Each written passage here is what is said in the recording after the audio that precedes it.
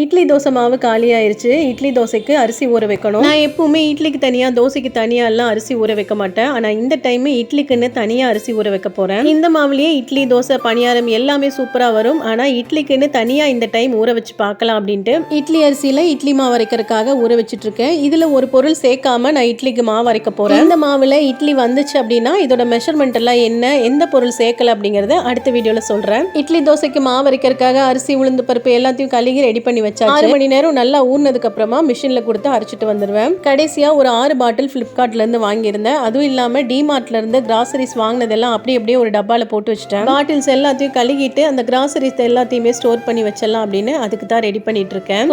கொஞ்சம் கிராசரிஸ் எல்லாம் மீதியா இருந்துச்சு. அதனால கொஞ்சம் எல்லாமே காலி ஆகட்டும் வெயிட் பண்ணிட்டு இருந்தேன். இந்த பாட்டில்ஸ் எல்லாம் கழுகி வச்சுட்டு ஒரு 2 மணி நேரம் அடுத்த வேலைகளை எல்லாம் பார்த்துட்டு அதுக்கப்புறம் பாட்டில் தண்ணி எல்லாம் வடிஞ்சிருச்சு. பாட்டில் எல்லாம் தண்ணியே இல்லாம நல்லா சுத்தமா தொடச்சிட்டு ஒன்னொன்னா எடுத்து ஸ்டோர் பண்ணி வைக்க போறேன். தண்ணியோட எடுத்து ஸ்டோர் பண்ணி வச்சோம் அப்படின்னா பூச்சி புழுவெல்லாம் வந்துடும். நல்லா தண்ணி எல்லாம் தொடச்சிட்டு ட்ரை ஆக்கிட்டு அதுக்கப்புறம் தான் ஸ்டோர் பண்ணி வைக்கணும். அதே மாதிரி இன்னொரு டிப்ஸ் என்னன்னா, பழைய பொருட்கள் இருக்கும் போது அதுக்கு மேல கொட்டி வச்சிடக்கூடாது. பழைய கிராசரிஸ்ல எல்லாம் பூச்சி வரும்போது புதுசையும் சேர்ந்து பாலாக்கிரும். ஒன்னொன்னா பார்த்து எல்லாத்தையும் இந்த மாதிரி எடுத்து வச்சுட்டேன். எப்போ கிராசரிஸ் வாங்கிட்டு வந்தாலும் ஒரு டப்பால போட்டு அப்படியே ஸ்டோர் பண்ணி வச்சிருவேன். எல்லாமே காலியானதுக்கு அப்புறம் தான் எடுத்து கொட்டி வைப்பேன். இந்த பாட்டில்ஸ் எல்லாம் எப்படி இருக்குன்னு கமெண்ட்ல சொல்லுங்க. தேங்க்யூ.